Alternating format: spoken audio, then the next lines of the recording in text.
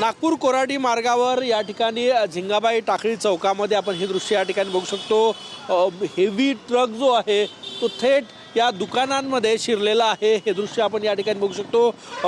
यामध्ये रोडवेजचं मोठं मटेरियल आहे आणि हा ट्रक पहाटे 2च्या सुमारास ही चेन तुटल्यामुळे तोल गेला आणि थेट या ठिकाणी शिरलेला आहे।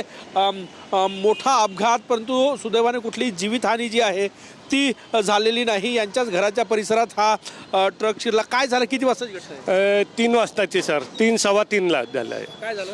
ते ट्रक हा खालच्या रोडनं आलेला आहे न, खालून आल्यानंतर गाडीचा त्या पट्टा तो तुटला न, ते समोरचा डाला समोर चालला गेला न, हे गाडी भडकन पडली। धड धड धड धड आवाज आलेला आहे। घरात शिरता शिरता वाजला? हा, शिरता शिरता वाचलेला आहे। तो आपण हे दृश्य बघू शकतो। या ठिकाणी हा भला मोठा ट्रक, सगळ्यात महत्त्वाचं म्हणजे याची चेन जी आहे ती या ठिकाणी तुटली आणि त्यामुळे संपूर्ण ट्रक जो आहे तो मागे गेला आणि थेट घर परिसरात जो आहे तो शिरलेला आहे। हे दुकान या ठिकाणी आहे।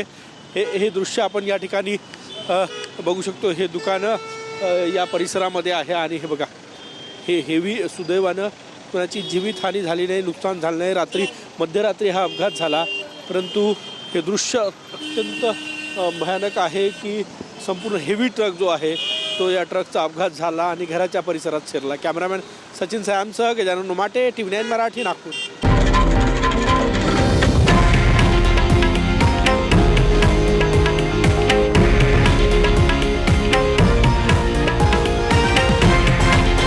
हे आहे देशातील नंबर 1 न्यूज नेटवर्क आणि आपण पाहत आहात TV9 मराठी, एकमेव।